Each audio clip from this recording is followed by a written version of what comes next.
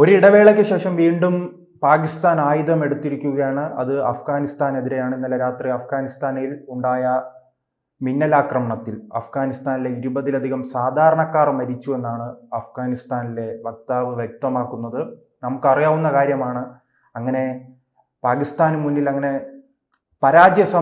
സമ്മതിക്കാൻ ഒരു കാലത്തും അഫ്ഗാനിസ്ഥാൻ തയ്യാറാകില്ല, ഇനിയും തയ്യാറാകില്ലല്ലോ. അല്ല, നല്ല കുട്ടികൾ എപ്പോഴും പരാജയത്തിൽ നിന്ന് പാഠം ഉൾക്കൊള്ളും എന്നാണ് പറയുന്നത്. ഇപ്പോൾ ഓപ്പറേഷൻ സിന്ദൂറിൽ ഇപ്പോൾ പല വിദേശ മാധ്യമങ്ങളും ഇന്നലത്തെ പാകിസ്ഥാൻ്റെ അഫ്ഗാനിസ്ഥാൻ ആക്രമണത്തെ ഉപമിച്ചത് നമ്മൾ ഓപ്പറേഷൻ സിന്ദൂറുമായിട്ടാണ്. അപ്പം ഓപ്പറേഷൻ സിന്ദൂറിൽ പരാജയപ്പെട്ടപ്പോൾ അവർ പഠിച്ച ചില പാഠങ്ങളുണ്ട്. ആ പാഠങ്ങൾ അവരിപ്പോൾ പരീക്ഷിക്കുന്നത് അഫ്ഗാനിസ്ഥാൻ്റെ പുറത്താണ്. ഇന്നലെ അവർ ആക്രമിച്ചപ്പോഴത്തേക്ക് അവരുടെ കിഴക്കൻ പ്രവിശ്യകളാണ് ആക്രമിക്കുന്നത്. അപ്പോൾ അവരാക്രമിച്ചപ്പോഴത്തേക്ക് മദ്രസകൾ, മതപാഠശാലകൾ, ഭീകര ക്യാമ്പുകൾ, ഇങ്ങനെയൊക്കെയാണ് അവർ ആക്രമിച്ചത്. അതായത് ഓപ്പറേഷൻ സിന്ദൂറിൽ നമ്മൾ എന്താണോ ആദ്യം ചെയ്തത്, ഭീകര താവളങ്ങൾ കണ്ടുപിടിച്ച് അവരെ ആക്രമിക്കുകയും കഴിയുന്നതും സാധാരണ ജനങ്ങൾക്ക് അധികം പരിക്ക് പറ്റാത്ത ഒരു രീതിയിലാണ് അവർ നോക്കുന്നത്. അപ്പോൾ ഇന്നലെ അവർ ആക്രമിച്ചപ്പോൾ IS താവളങ്ങളുണ്ടായിരുന്നു. തെഹ്രീക്ക് താലിബാൻ്റെ TTP എന്ന് പറയും, തെഹ്രീക്ക് താലിബാൻ പാകിസ്ഥാൻ എന്ന് പറയും, TTPയുടെയൊക്കെ ഭീകരവാദ കേന്ദ്രങ്ങൾ, ഇപ്പോൾ ഇന്ത്യക്കെതിരായിട്ടുള്ള ഭീകരവാദ കേന്ദ്രങ്ങൾ അല്ലെങ്കിൽ ഇൻക്യുബേറ്റേഴ്സ് അവർ പാകിസ്ഥാനിൽ വളർത്തിയതുപോലെ പാകിസ്ഥാൻ വിരുദ്ധ ഇൻക്യുബേറ്ററുകൾ അഫ്ഗാനിസ്ഥാൻ അവരുടെ ബോർഡറിലും വളർത്തിക്കൊണ്ടിരുന്നു. അപ്പോൾ ഇന്നലത്തെ ആക്രമണത്തിൽ അവർ ആ താവളങ്ങളെയാണ് കൂടുതലും ആക്രമിച്ചത്. അതിൽ 100ഓളം ഭീകരർ മരിച്ചു എന്ന് പറയുന്നു. അതിൻ്റെ കണക്ക് എന്തായാലും അഫ്ഗാനിസ്ഥാൻ പുറത്തു വിടത്തില്ല. നമ്മൾ ഇന്ത്യ ആക്രമിച്ചപ്പോഴത്തേക്ക് എത്ര പേര് മരിച്ചു എന്ന് പാകിസ്ഥാൻകാർ പറഞ്ഞില്ല. അവരുടെ സിവിലിയൻ കാഷ്വാലിറ്റി അങ്ങനെ എന്തെങ്കിലും ഉണ്ടെങ്കിൽ അവർ പറയത്തുള്ളൂ. അപ്പോൾ ഇന്നലെ സിവിലിയൻ കാഷ്വാലിറ്റി മാത്രം 20ഓളം പേരുണ്ടെന്ന് പറയുമ്പോഴത്തേക്ക് മിലിറ്റന്റ് കാഷ്വാലിറ്റി ഏകദേശം 100ൽ കൂടുതൽ കവിഞ്ഞു എന്നുള്ളതാണ് അഫ്ഗാനിസ്ഥാനെ ഞെട്ടിച്ചേക്കുന്ന ഒരു കാര്യം. കാര്യം ഈ പാകിസ്ഥാൻ അവരുടെ ജനതയുടെ മുകളിൽ പോലും ബോംബ് വർഷം ചെയ്യാൻ മടിക്കാത്ത ഒരു രാജ്യമായിട്ട് മാറി. സ്വന്തം രാജ്യത്തെ ജനങ്ങളെ, സിവിലിയന്മാരെയും കൊന്നൊടുക്കുന്ന ഒരു രാജ്യമായിട്ട് മാറി. മാത്രമല്ല 7 പാകിസ്ഥാൻ പട്ടാളക്കാർ തടവിലാണ് ബലൂചിസ്ഥാനിലെ വനിതകളാണ് പൊട്ടിത്തെറിക്കുന്നത്.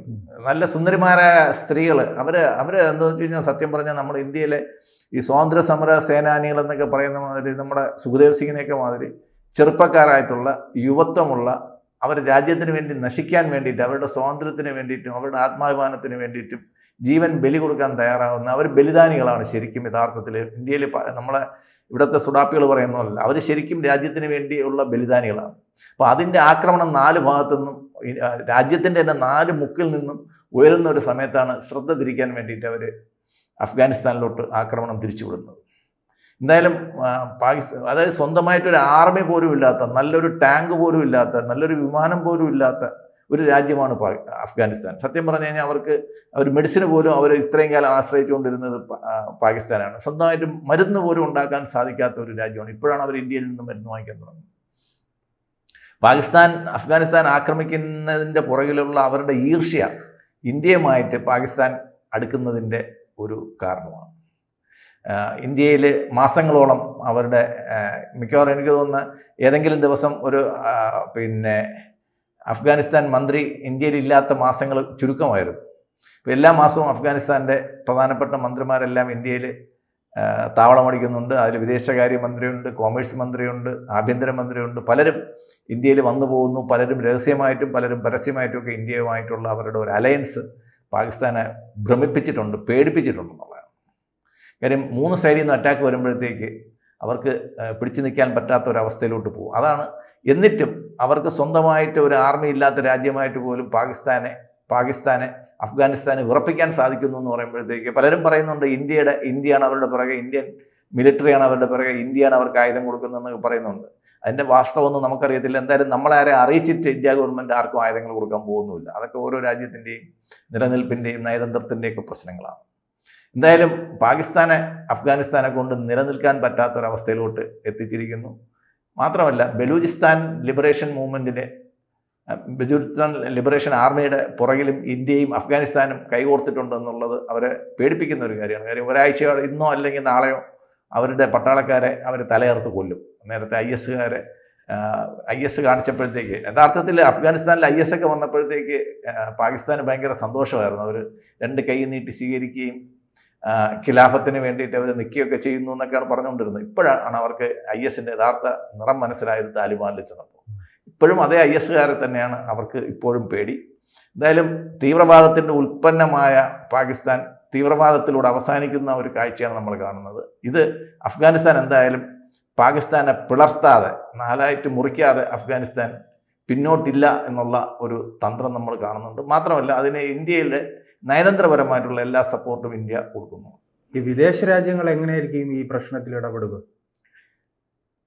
അല്ല, ഇത് ഇപ്പം ഇന്ത്യ പാകിസ്ഥാൻ തർക്കത്തിൽ നമ്മൾ അത് ഉഭയകക്ഷി പ്രശ്നമാണെന്ന് പറയും പോലെ ഇത് അഫ്ഗാനിസ്ഥാനും പാകിസ്ഥാനും തമ്മിലുള്ള ഒരു ഉഭയകക്ഷി പ്രശ്നമാണ്. അതിനകത്ത് മറ്റു രാജ്യങ്ങൾ ഇടപെടേണ്ട കാര്യം ഉണ്ടാകുമെന്ന് തോന്നുന്നില്ല.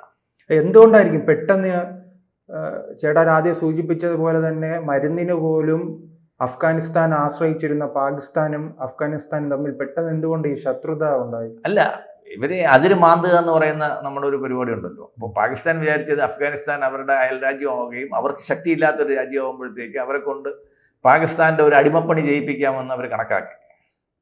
അത് മാറിയെന്നും ആ ഒരു സ്വാതന്ത്ര്യത്തിൽ നിന്ന്, അമേരിക്കയിൽ നിന്നും റഷ്യയിൽ നിന്നുമുള്ള ഒരു സ്വാതന്ത്ര്യം കിട്ടുന്നത് വരെ മാത്രമേ അഫ്ഗാൻ ഗോത്ര വർഗ്ഗക്കാർ പാകിസ്ഥാനോട് നിൽക്കുമെന്നും. കാര്യം ഈ യഥാർത്ഥത്തിൽ ഈ പ്രശ്നമെന്ന് പറയുമ്പോഴത്തേക്ക് ഈ അഫ്ഗാനിസ്ഥാൻ്റെയും ബലൂചിസ്ഥാൻ്റെയും കുന്നുകളും ഗോത്രവർഗ്ഗങ്ങളും ഇവരാരും ഇസ്ലാമിക കൾച്ചറുമായിട്ട് യഥാർത്ഥത്തിൽ ബന്ധപ്പെട്ടു പോകുന്നില്ല. കാര്യം അവരുടെ ഗോത്ര കൾച്ചർ തന്നെയാണ് ഇപ്പോഴും നിൽക്കുന്നത്. നമ്മളിപ്പോൾ ഹിന്ദുക്കളുടെ ഇടയിൽ ഗോത്രവർഗ്ഗക്കാരുണ്ട്. അവർ ഹിന്ദുക്കളാണെന്ന് പറയുന്നുണ്ടെങ്കിലും അവർ ശിവനെ ആരാധിക്കുന്നു എന്നൊക്കെ പറയുമ്പോഴും അവർ ഹിന്ദുക്കളുടെ പല ആചാരങ്ങളുമായിട്ട് അവർ ഒത്തുപോകുന്നില്ല. ഗോത്രവർഗ്ഗ ആചാരങ്ങൾ വ്യത്യസ്തമാണ്. അതിൻ്റെ തനിമ അവരിപ്പോഴും നമ്മൾ നിലനിർത്തിക്കൊണ്ടുവരികയാണ്. ഇപ്പം നമ്മൾ ഇന്ത്യയിലും കേരളത്തിൽ മാത്രമല്ല, ഒറീസയിലായാലും പിന്നെ ലക്ഷദ്വീപിലായാലും ആൻഡമാൻ നിക്കോബാറിലായാലും ഉള്ള ഗോത്രവർഗ്ഗങ്ങൾ അവർ ഹിന്ദുക്കളാണെങ്കിൽ പോലും ഹിന്ദു ഐഡിയോളജിയുമായിട്ട് അവർ യോജിക്കുന്നുണ്ടെങ്കിൽ പോലും നമ്മളുമായിട്ട് മിക്സ് ചെയ്ത് അതിന് കീഴ്പ്പെട്ടു പോകുന്ന ഒരു രീതി ഗോത്രവർഗ്ഗങ്ങൾക്കില്ല. അപ്പം പാകിസ്ഥാൻ്റെ ഈ പ്രശ്നം നടക്കുന്ന സ്ഥലങ്ങളെല്ലാം ഗോത്രവർഗ്ഗങ്ങളും ഗോത്രവർഗ്ഗ തലവന്മാരും അവരെല്ലാം അവിടുത്തെ വാർ ലോഡ്സാണ്. അവർക്കൊക്കെ ഓരോ ഗോത്രത്തിനും സ്വന്തമായിട്ടുള്ള ആർമിയുണ്ട്. അവരാണ് ഈ കാര്യങ്ങൾ, അവിടുത്തെ നിയമവും കോടതിയൊക്കെ, നമ്മളെ പിന്നെ കമ്മ്യൂണിസ്റ്റ് പാർട്ടിയുടെ കാര്യം പറഞ്ഞില്ല, അവർക്കെല്ലാം സ്വന്തമായിട്ട് കോടതിയും പട്ടാളവും പോലീസും എല്ലാം ഉണ്ട്. ഇവിടെ പോലീസ് മാത്രം ഉണ്ടെന്ന് പറഞ്ഞാൽ അവിടെ പട്ടാളവും അവർക്കുണ്ട്. അവരാണ് യുദ്ധ ഗോത്ര തലവന്മാരാണ് അവർ. അപ്പോൾ അവരുടെ രീതിക്കാണ്. ഇപ്പം ബലൂചിസ്ഥാനിൽ തന്നെ അവർ നേരിടുന്ന ഏറ്റവും വലിയ പ്രശ്നം ചൈന അവരുടെ പ്രകൃതി വിഭവങ്ങൾ മോഷ്ടിച്ചുകൊണ്ട് പോകുന്നു എന്നുള്ള രീതിക്കാണ്. അവർക്ക് ചൈനയ്ക്കെതിരായിട്ടുള്ള ഒരു പ്രതിരോധമാണ് നമ്മൾ ബലൂചിസ്ഥാനിൽ കാണുന്നത്.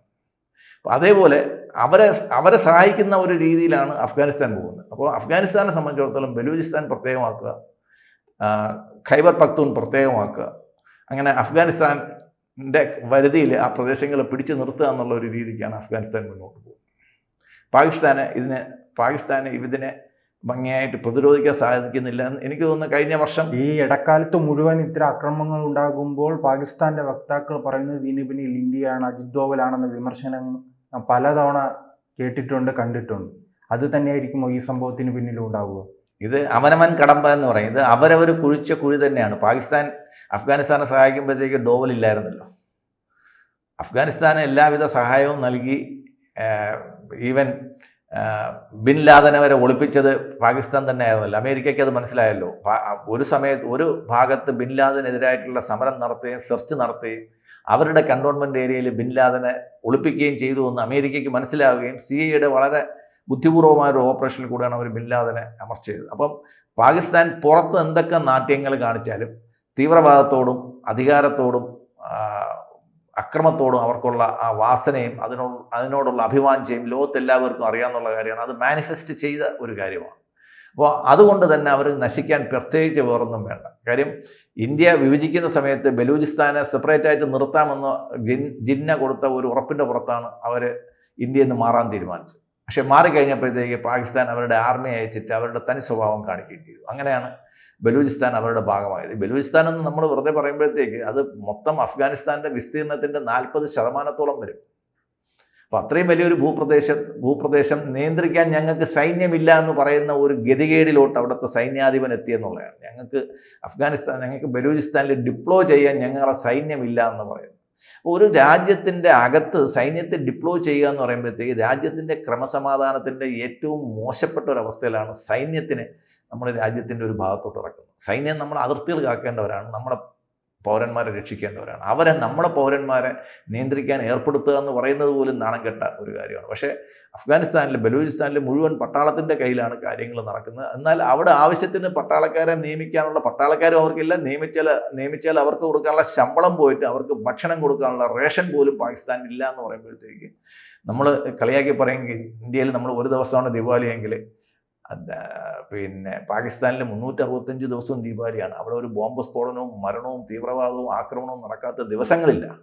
നമ്മൾ 89 തൊട്ട് 2010 വരെയുള്ള കാലങ്ങൾ ഓർക്കുമ്പോഴത്തേക്ക് നമ്മൾ പാകിസ്ഥാനിൽ ബോംബ് പൊട്ടാത്ത ദിവസമില്ല എന്ന് നമ്മൾ പറയും പോലെ ഇപ്പോൾ പാകിസ്ഥാനിൽ ബോംബ് പൊട്ടാത്ത ഒരു ദിവസമില്ല. അന്ന് കാശ്മീരിൽ ബോംബ് പൊട്ടാത്ത ഒരു ദിവസമില്ല. ഇന്ന് അവരെന്താണോ കാശ്മീരിൽ കാണിച്ചത്, ഇന്നും അവർ നമ്മുടെ കേന്ദ്രങ്ങളിലോട്ട് ചാരന്മാരെ കയറ്റുകയും ഇന്നും ഭീകരാക്രമണങ്ങൾ, ഇന്ത്യക്കെതിരായിട്ടുള്ള ആക്രമണങ്ങൾക്ക് അവർ ഒട്ടും പുറകോട്ട് പോകുന്നില്ല. ISIയുടെ ചാരന്മാരെ ഈയിടയ്ക്കും ഇന്നലെയും മെനങ്ങാന്നൊക്കെ 2-3 പേരെ അറസ്റ്റ് ചെയ്തിട്ടുണ്ടായിരുന്നു. അപ്പോൾ ഇന്ത്യക്കെതിരായിട്ടുള്ള പ്രവർത്തനങ്ങൾക്ക് അവർ വൃഥാ ശ്രമിക്കുന്നുണ്ട്. അവരുടെ റിസോഴ്സസും ആൾക്കാരെ അവർ പാഴാക്കുന്നുണ്ട്. മാത്രമല്ല അവരുടെ അഫ്ഗാനിസ്ഥാൻ ബോർഡർ ശ്രദ്ധിക്കാൻ അവർക്കൊട്ട് സമയവുമില്ല, കഴിവുമില്ല, ശേഷിയില്ല, ശേമുഷിയില്ല എന്ന് പറഞ്ഞാലും അതിനുള്ള ബുദ്ധിയുമില്ല. ഇപ്പോൾ വേതാളത്തെ ചുമക്കുന്ന വിക്രമാദിത്യനെ പോലെ പറഞ്ഞു, എനിക്ക് എൻ്റെ രാജ്യത്തിൻ്റെ ഫീൽഡ് മാർഷലിംഗ് കൊണ്ട് ലോകം മുഴുവൻ നടന്ന് തെണ്ടാൻ എനിക്ക് നാണക്കേടാണെന്ന് അവിടുത്തെ പ്രധാനമന്ത്രി പറഞ്ഞു. അപ്പോൾ ഇതിനേക്കാളും കൂടുതലൊന്നും പറയേണ്ട കാര്യമില്ല. നമ്മൾ ഒരു രാജ്യത്തിൻ്റെ സൈന്യാധിപൻ മറ്റൊരു രാജ്യത്ത് പോയി പിച്ച തെണ്ടുക എന്ന് പറയുമ്പോഴത്തേക്ക് വളരെ ശോചനീയമായ ഒരു അവസ്ഥയാണ്. സത്യം പറഞ്ഞാൽ നമുക്ക് പാകിസ്ഥാനികളോട് സഹതാപമാണ് തോന്നുന്നത്, ആ ഒരു രാജ്യത്തോടും അവിടുത്തെ സാധാരണ ജനതയോടും. കൂടുതൽ വാർത്തകളും വിശേഷങ്ങളും നിങ്ങളിലേക്ക് എത്താൻ ABC മലയാളം സബ്സ്ക്രൈബ് ചെയ്യുക, ബെൽ ബട്ടണും അമർത്തുക.